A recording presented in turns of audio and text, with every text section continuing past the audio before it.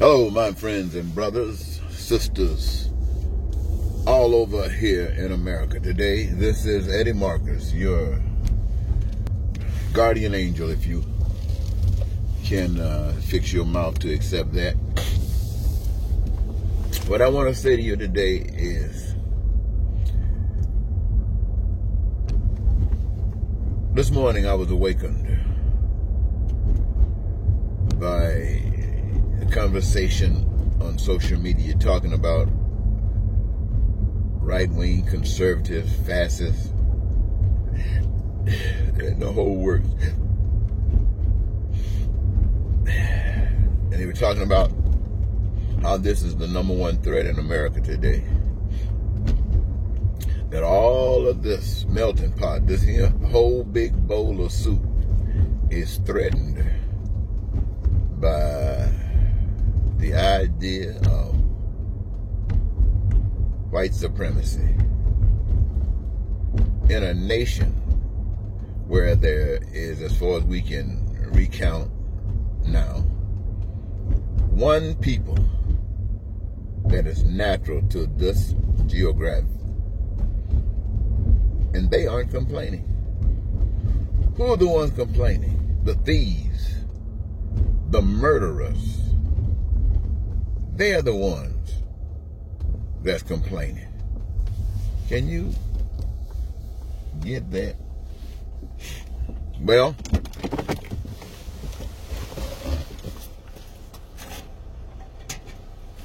that's the way it is, ladies and gentlemen. The thieves, the murderers, they're the ones that wants to take over.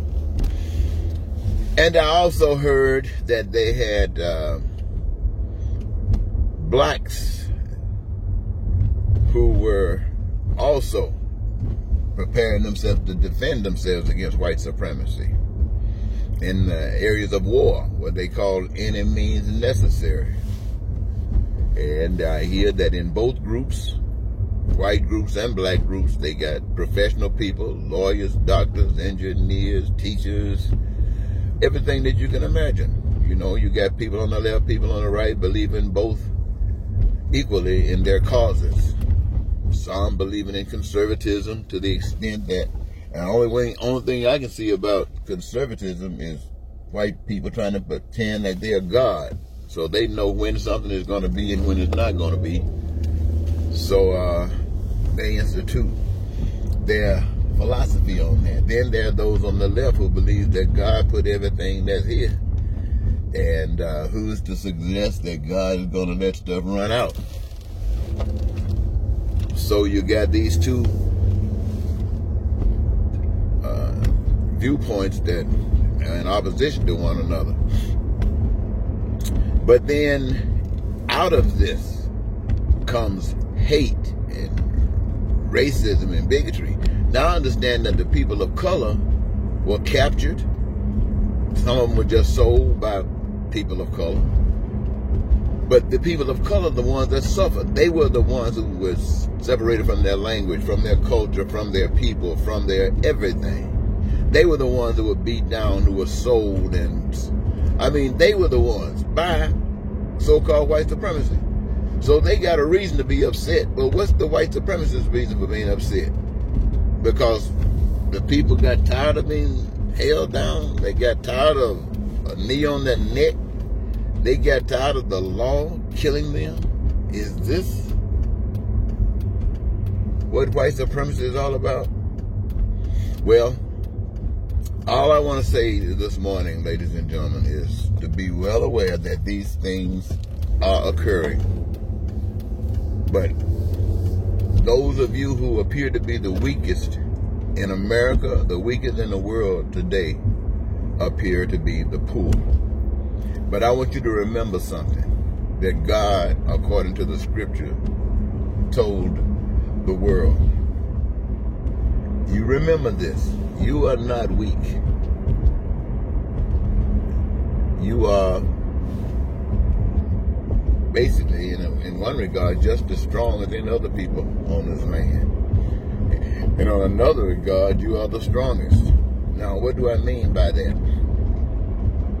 Well, it's inevitable when people have a choice to choosing heaven on earth or paradise on earth and they reject it, it's inevitable that they will eventually choose to accept hell on earth. Hell on earth. Now, what would hell on earth be? Hell on earth would be people being controlled and manipulated by other people. That's hell on earth. That's a wife being controlled and manipulated by a husband that doesn't care about her. A husband that being controlled and manipulated by a wife that doesn't care about him. It's a people who are being controlled and manipulated by another people that care nothing about them. That's what it's all about. And so I want you to know that you are not, though we put a higher mark on having stuff, but it's not that bad. So check this out, ladies and gentlemen. You got the black militia, and they're just as capable as a white militia. But in that, you have people dying. You have white people dying. You have black people dying. People who don't mind dying for what they believe in on both sides. Dying, killing, dying. That's what they've been doing ever since we've been on the planet. Killing and dying, killing and dying. And the poor, what do? You run and hide in caves and hope it'll be over soon. But I want to tell you this. There's a guy named Cat Williams. He does a comedy. And he did a little comedy skit that kind of really reflects where the society is at. He was talking about voting. He was talking about, better watch out, white people. White people got something up their sleeve. And he was demonstrating that they were acting kind of suspicious as they were in line. But anyway, he ended up bringing the fact that certain things happen that causes riots through the protests. And he said that white people didn't get it together like the black people did. And what he was actually saying is that black people, poor people, people of color, and this is what it refers to in today's conversation. When the people with guns start killing one another. Now, you know what side you stand on. If you stand with, I think one of the discussions they had with the black militia says, well, look at us. Can you imagine us? We've never done anything like what the white militia is doing, attacking the United States, the institution of the United States government. Now, how pathetic can that be? So when we start talking about trying to save America, who will Americans have to depend on?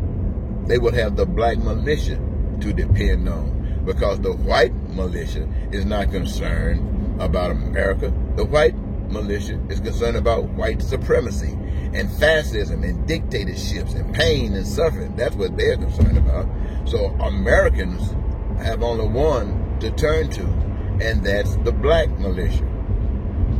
Keep that in mind. On the other hand, if you're sitting back poor and you see that you're losing, let's say they start dropping too much power on the blackness, and you think that you're losing, then do what Cat Williams said that white people respect, what white supremacy respect. And that is, everything that you see in America, one way or another, belong to white people. Even if you're black and got something, it's financed. That's even your house. It's financed. And until it's paid off, it belongs to white people. And you have to keep paying your taxes in order to kind of claim access to the land that the house is on. But there's one thing that can bring you down to make you equal. If this war of hate, and that's all it's about, gets overwhelming, then you, the poor people, you got the power. You have nothing nothing to lose. You. And white supremacy got everything to lose. So if they come on you that hard to annihilate you, remember, in the scripture, it says that the first destruction of the earth came by water, and that the next would come by fire. Now, we've always assumed that that had to do with nuclear power, bombs and stuff. But that ain't necessarily so. It could be as simple as the poor people, the masses of poor people, poverty-stricken people in these countries, this one and the rest of the world, suffering at the hands of humankind. All it takes is a match. And when the war is over, when killing is over and everybody turn around, I want them to see, and you could want them to see, where are they going to sleep tonight? Where is the food that they're going to eat when they put their guns down, the water they're going to drink? Because this sucker has been destroyed by fire. And, well, they say that's the ultimate of hell. So if you go to that extent where you got a race war trying to kill everybody all for the stupid, silly reasons that you try to do it, that's hellishness. And there's one way to bring it to a halt. Take a match and strike it and burn it to the ground. And then let's see who the best. The white poor person or the black poor person. I think they're both in the same boat. And they might be wishing that each other could help each other out. Wouldn't that be something? Wouldn't that be amazing? Only if we could have done it before it got this far. It's just food for thought, ladies and gentlemen. Just thrown at you by a lover. One who wants to bring peace and prosperity and freedom and joy and the fulfillment of dreams to every human being in the world. Eddie Marcus. So, have a good day, and bye-bye.